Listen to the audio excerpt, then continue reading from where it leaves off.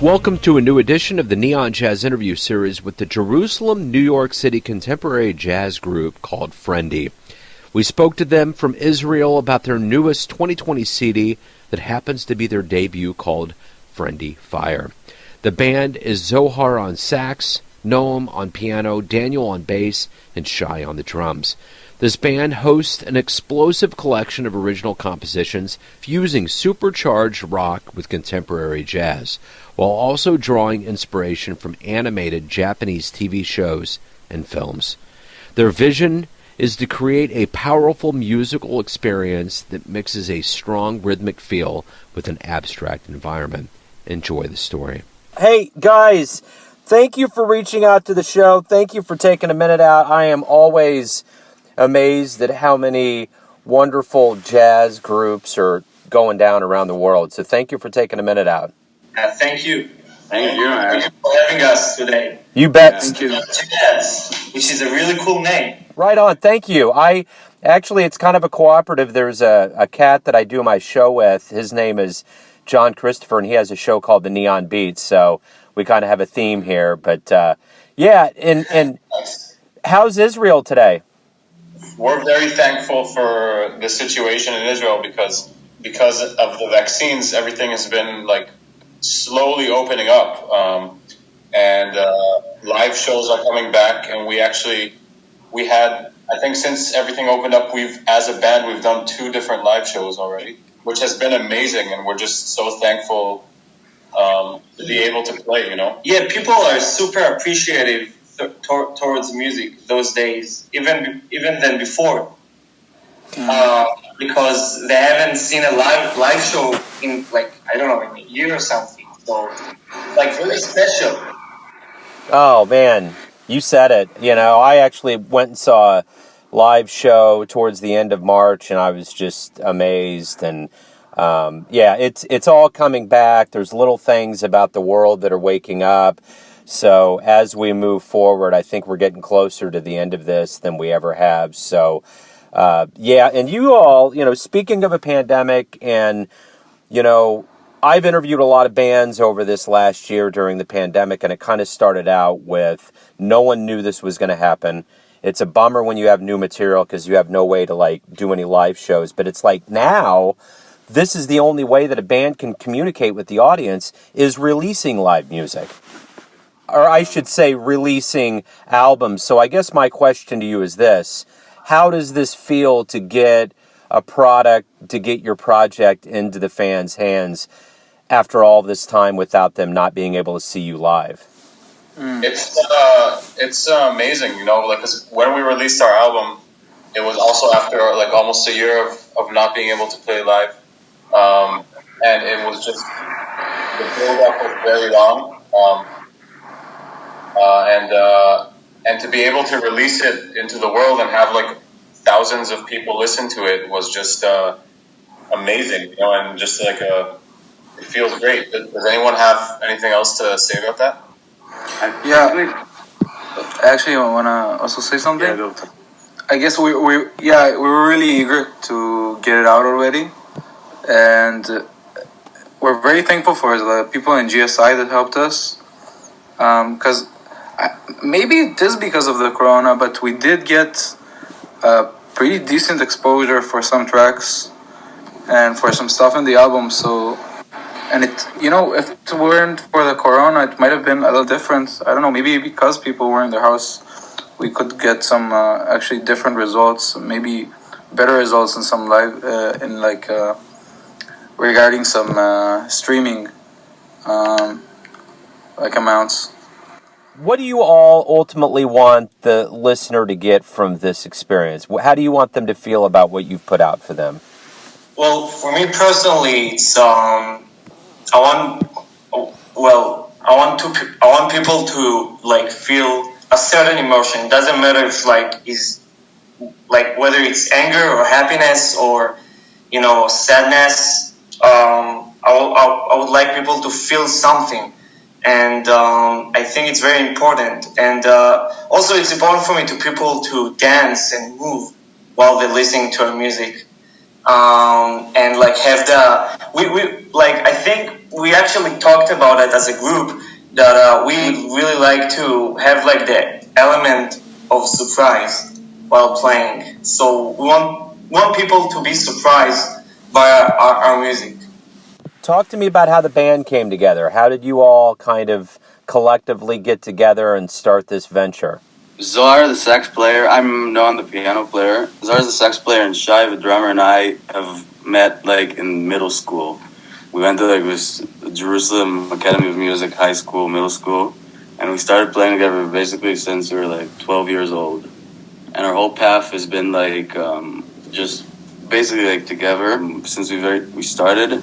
We're about 18 years old, I think, something like that. We're 25 and 24 right now. When we were like 18, we met Daniel, and he basically joined the band. We started playing like In This Formation, all this together. And basically our path has been very similar, like in Israel, growing up playing music, going to like, because we're Israeli, we had to do like army service. We were like musicians in the army. After that, we studied in programs together, moved to like the States together. It's like we've been like completely on the same path like the whole time. Yeah, I would also like to add that I'm from Tel Aviv and they're from Jerusalem. And I think it actually, like, I mean, every place has their kind of like own scenes and own like psychological stuff that's going on. So I think like the Tel Aviv jazz scene and like Jerusalem jazz scene, or just people in general, are a little different. So I think for me it's it's an interesting thing to be like with just Jerusalem people. I think like it's you can just like sense specific things that are different. Talk to me a little bit about growing up in Israel and being, America's kind of has their own, jazz scene going on, and the world has their own pockets of jazz going on. What was it about jazz that pulled you guys in and made this something that you wanted to pursue in your life? I think the jazz education here in Israel is like really, really, really good, and that's why there's so many like amazing jazz musicians coming out of this country like the past 20 something years, even more than that. I think there's just something which really drew all of us together is like how communicative, how like built around communication jazz can be, and around like just creating something together by like sort of communicating and sort of like talking to each other, and just like those I think like basic principles really draw people. All also went to music schools, and I think that's part of the reason that we got exposed to jazz is at those music schools. You start in 7th grade. We got to start like learning jazz at that age. Our school was also a classical school, so we were also very much exposed to classical music. But we were just playing, like me, Noam, and Zohar were just playing every day, like almost like we were always playing in the breaks. That's what we would be doing. We'd just be going to the piano and jamming, or go down to the like jazz room at the school and play. So I think that's like one of the reasons that we got into jazz is through the school, because all of us also have roots in like rock music and in Israeli music and classical music. So it's like, it's very, I think jazz is like educationally, it's like where we were, and we fell in love with it. Yeah, I'm sorry. I would like to add a beautiful say, Shai. I would like to add that also Israel is like a melting pot of cultures, and the amount of exposure we've been exposed with Moroccan music. You can be exposed with Turkish music, with European specific areas in Europe that has like a very unique music. So there is so many cultures to be exposed from. So that's like part of why I feel like Israel is very rich musically, and I think it's adding a lot to the music scene. What are some of your influences? Who do you credit as maybe influences for your sound or for really getting you into jazz? So as a band, first off, I think there's lots of we have tons of different. I think Lewis Cole and like Noah are big influences on us as a band and what we try to do now. Also, bands like Bad Plus, James Farm.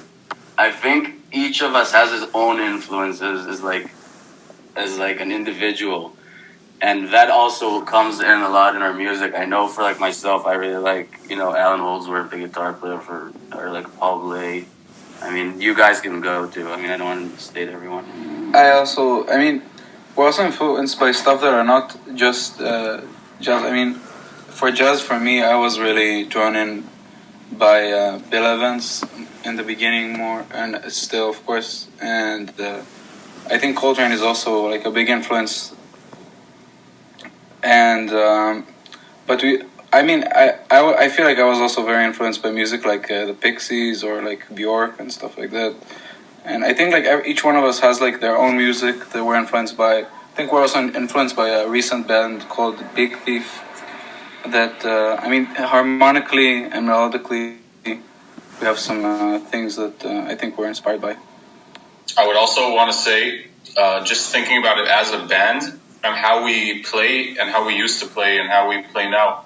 I feel like one of our, I don't know if you guys would agree with me, the rest of the band, but I would say that we were very influenced by the Miles Davis second quartet for a while, like with Tony Williams and Herbie and Ron Carter.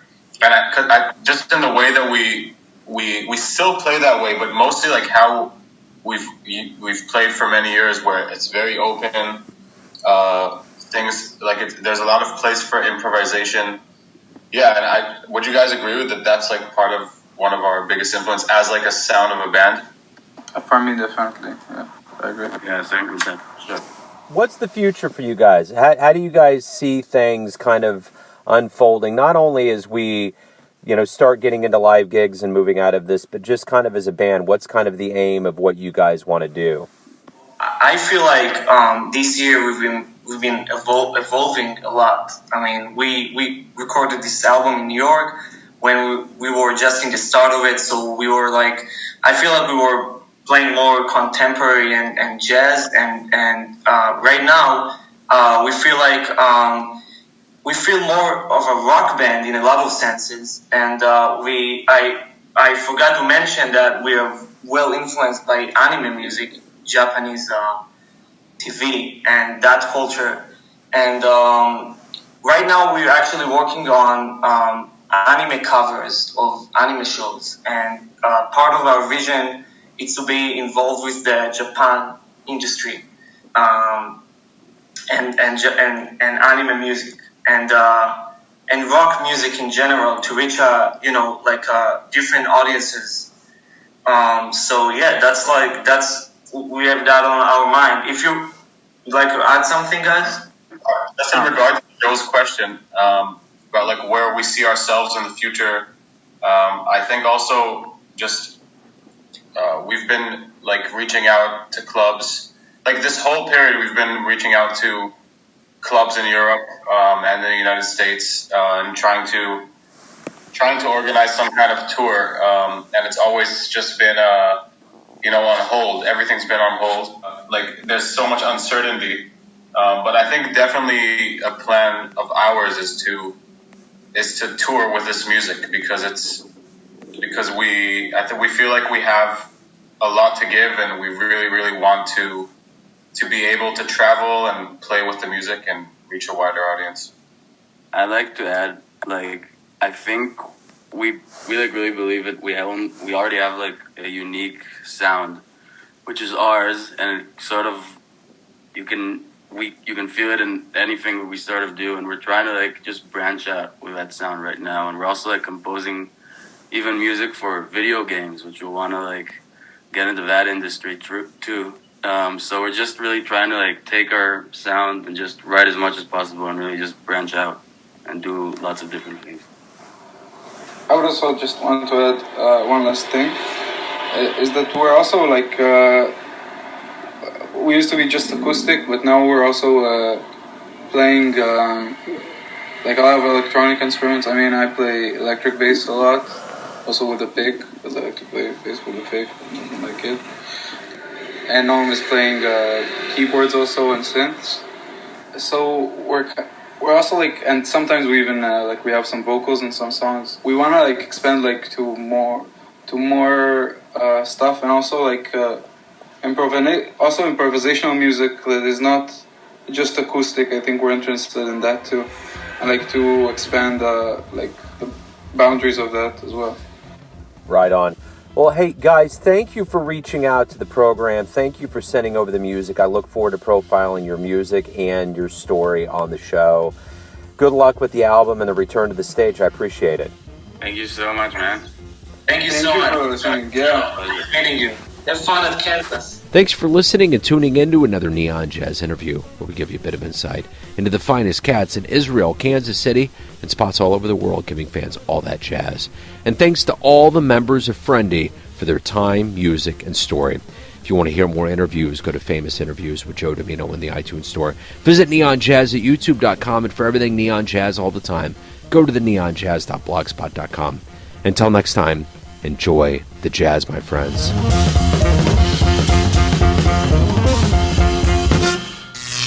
Neon Jazz.